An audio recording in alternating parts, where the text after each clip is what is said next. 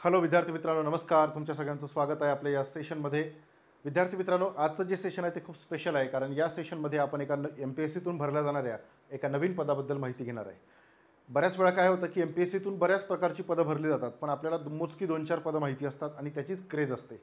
पण असे बरेचसे पदं आहे की जे खूप पॉवरफुल आहे, खूप जबरदस्त काम करता येतं, डायव्हर्स काम करता येतं, लोकांमध्ये जाऊन काम करता येतं. ज्या विद्यार्थ्यांना लोकांमध्ये जाऊन काम करायची आवड आहे, ज्यांना असं वाटतं की आपण आपल्या देशातला जो रूरल एरिया आहे त्याला आपण मुख्य प्रवाहामध्ये आणलं पाहिजे, तर त्यासाठी आजचं हे सेशन आहे. कारण आजच्या सेशनमध्ये आपण जी माहिती घेणार आहे ती आहे आदिवासी विभागाच्या संदर्भात. ठीक आहे. महाराष्ट्रामध्ये मोठ्या संख्येमध्ये आदिवासी विभाग जो आहे तो आहे. त्याच्यामध्ये गोंड आहे, कोरकू आहे, कोलाम आहे, ठीक आहे, तर वारली आहे. तर हे भरपूर वेगवेगळ्या भागामध्ये वेगवेगळ्या जातीचे जे आदिवासी आहेत ते आपल्या देशामध्ये आहे. ठीक आहे. महाराष्ट्रामध्ये सुद्धा आहे आणि त्यांना मुख्य प्रवाहामध्ये आणणे, त्यांचा विकास घडवून आणणे, ठीक आहे, त्यांच्यामध्ये शिक्षणाचा प्रसार करणे, इकॉनॉमिकली त्यांना स्टेबल करणे, स्वतःच्या पायावर उभं करणे, ठीक आहे, स्वतःचा विकास घडवून आणणे, ह्या सगळ्या गोष्टीसाठी त्यांना उद्युक्त करणे, यासाठी आदिवासी विभागाची स्थापना करण्यात आलेली आहे. आणि हा जो आदिवासी विभाग आहे, या आदिवासी विभागाने जो भाग आहे त्याच्यामध्ये आपले स्वतःचे मोठे मोठे ऑफिसेस जे आहेत ते निर्माण केलेले आहे आणि त्या ऑफिसच्या माध्यमातून हे सगळे विकासात्मक कामं हा आदिवासी विभाग करत असतो. आणि या सगळ्या कामातला सर्वोत्तम आणि सर्वात महत्त्वाचा अधिकारी म्हणजे हा प्रोजेक्ट ऑफिसर असतो. ठीक आहे. प्रकल्प अधिकारी असं त्याला म्हणतात. आणि आदिवासी विभागाची जी प्रकल्प ऑफिस आहे, प्रोजेक्ट ऑफिस आहे, तर ते काही विशिष्ट ठिकाणी आहे. ते कुठे कुठे आहे ते सुद्धा मी तुम्हाला सांगणार आहे. पण हे जे पद आहे ना ते विकासात्मक पद आहे, खूप जबरदस्त काम करता येतं. ठीक आहे. तर इथे बघा, ही आदिवासी समाजातली मुलगी या खुर्चीवरती बसलेली आहे. हे चित्रच बोलकं आहे, याच्यापेक्षा वेगळं काय बोलायचं आपण, नाही का. चला पुढे जाऊया. तर आज आपण जी माहिती घेणार आहे ती आहे MPSC मधली दुर्लक्षित परंतु महत्त्वाची पोस्ट, सहाय्यक आयुक्त प्रकल्प अधिकारी क्लास 1. ठीक आहे. आता 2024ची जी ॲड निघाली आहे त्याच्यामध्ये हे पद आहे.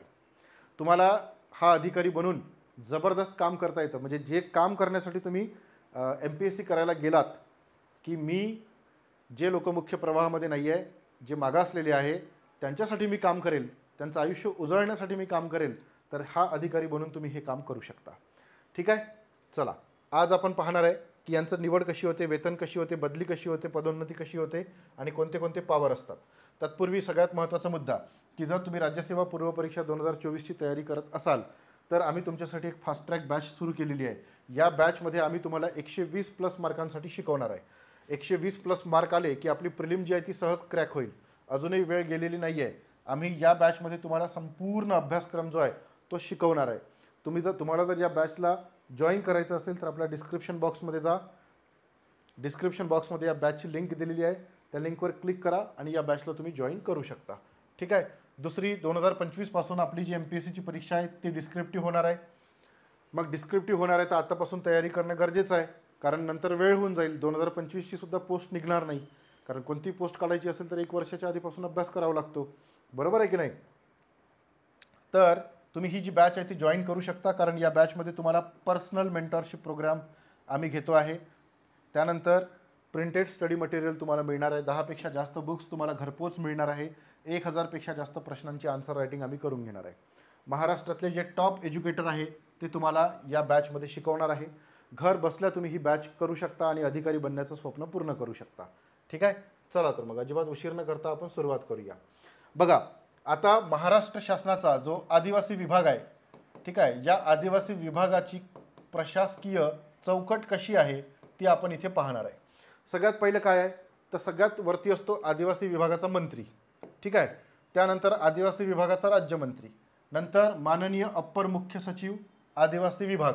या अप्पर मुख्य सचिवाच्या हाताखाली आयुक्त असतो. ठीक आहे. 1 आयुक्त, 2 आयुक्त. या आयुक्तांच्या हाताखाली अप्पर आयुक्त असतात, जे प्रत्येक विभागाला दिलेले आहे. हे बघा, नागपूर, अमरावती, नाशिक, ठाणे, दिसतं का तुम्हाला. येस. आणि या प्रत्येक अप्पर आयुक्ताच्या हाताखाली प्रकल्प ऑफिसेस असतात, प्रत्येक जिल्ह्याच्या लेवलला किंवा एखाद्या विशिष्ट ठिकाणी. ठीक आहे. तर नागपूरमध्ये 9 प्रोजेक्ट ऑफिस आहे, अमरावतीमध्ये 7 प्रोजेक्ट ऑफिस आहे, त्यातलं एक आपल्या गावाला पांढरकवड्याला आहे. नाशिकमध्ये 7 प्रोजेक्ट ऑफिस आहे, ठाण्यामध्ये सुद्धा 7 प्रोजेक्ट ऑफिस आहे. ठीक आहे. तर हे जे प्रोजेक्ट ऑफिस आहे याचा मुख्य अधिकारी कोण असतो? आज आपण ज्या पदाची माहिती घेत आहे तो अधिकारी असतो. ठीक आहे. तर संपूर्ण त्या एरियामध्ये जेवढे आदिवासी शाळा आहे त्या सगळ्या या प्रोजेक्ट ऑफिसच्या अंतर्गत येतात. सगळ्या ज्या आश्रमशाळा आहे त्या या प्रोजेक्ट ऑफिसच्या अंतर्गत येतात. सगळे जे आदिवासी समाजासाठी जी सगळी विकासात्मक कामं ज्याच्यामध्ये वेगवेगळ्या सरकारच्या योजना आहे त्या योजना राबवणे, त्याचा डेटा कलेक्ट करणे, त्याचं ऑडिट करणे, ठीक आहे, शाळांची तपासणी करणे, विद्यार्थ्यांना सगळ्या गोष्टी योग्य प्रमाणामध्ये मिळत आहे की नाही मिळत आहे याचा डेटा कलेक्ट करणे, ठीक आहे, त्या शाळेमध्ये जे अधिकारी त्या शाळेमध्ये जे कर्मचारी वर्ग आहे त्याची नेमणूक करणे, हे सगळे अधिकार प्रोजेक्ट ऑफिसला असतात. आलं का लक्षात? म्हणजे इतकं जबरदस्त काम करू शकतो हा अधिकारी का तर त्याला काही म्हणजे तोड नाही आहे. बऱ्याच वेळा पोरांना असं वाटतं की मी काय प्रकल्प अधिकारी होऊ का, पण इथे तुम्हाला खूप डायव्हर्स काम करता येतं. ठीक आहे. अख्ख्या ऑफिसचे तुम्ही बॉस असता. त्या जिल्ह्यामध्ये जे ऑफिस आहे त्याचे तुम्ही बॉस असता. तुमच्यावर कोणी नसतो, तुमच्यावर डायरेक्ट कलेक्टर असतो. आहे की नाही? तर हे अतिशय महत्त्वाची पोस्ट आहे ज्यामध्ये तुम्हाला भरपूर काम करता येण्यासारखं आहे. क्लिअर आहे? येस. मग तुम्ही कुठल्याही प्रोजेक्ट ऑफिसला गेला तर तुमची पुढे बदली काय होईल? अप्पर आयुक्त म्हणून तुमची बदली होईल. अप्पर आयुक्तानंतर तुम्ही पुढे आयुक्त पदापर्यंत जाऊ शकता. ठीक आहे? येस. पण सचिव कोण बनतो? सचिव मात्र IAS अधिकारीच बनतो. तुम्हाला सचिव बनण्याची संधी मिळत नाही. जर तुम्ही प्रोजेक्ट ऑफिसर झाला तर तुम्ही आयुक्त बनू शकता, कमिशनर. ठीक आहे.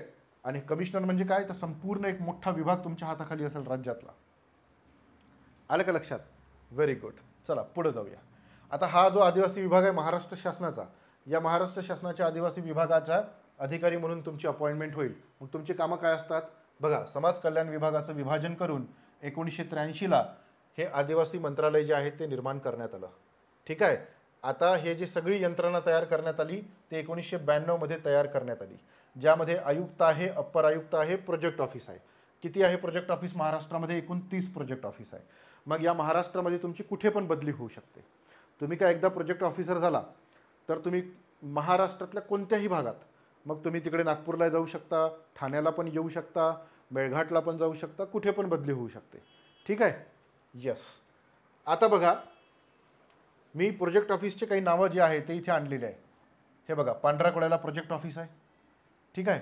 या प्रोजेक्ट ऑफिसमध्ये काय काय येतं बघा. म्हणजे तुम्ही डेप्युटी कलेक्टर क्लास 1 झाले तर फक्त आणि फक्त 4 तालुके येणार. DYSP झाले तर 4 तालुके येणार हातामध्ये. ओके. पण जर तुम्ही प्रकल्प अधिकारी झाला, प्रोजेक्ट ऑफिसर झाला, तालुके बघा, केळापूर, राळेगाव, घाटंजी, झरी-जामणी, वणी, मारेगाव, कळंब, बाभुळगाव, यवतमाळ. किती झाले? 1 2 3 4 5 6 7 8 9. 1 2 3 4 5 6 7 8 9. 9 तालुक्यांचे तुम्ही बॉस असता. या 9 तालुक्यामध्ये जेवढ्या विकासात्मक योजना आहे आदिवासी विभागासाठी त्या सगळ्या राबवण्याची जबाबदारी तुमची असते.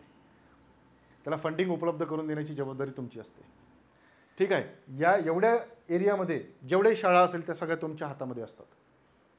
सगळा कर्मचारी वर्ग तुमच्या हातामध्ये असतो. ठीक आहे. याचं ऑडिटसुद्धा तुम्हाला करायचं असतं, याच्यामध्ये बदलसुद्धा तुम्हाला करायचे असतात. म्हणजे किती महत्त्वाची पोस्ट आहे बघा. एवढ्या तालुक्यांचे तुम्ही बॉस असता.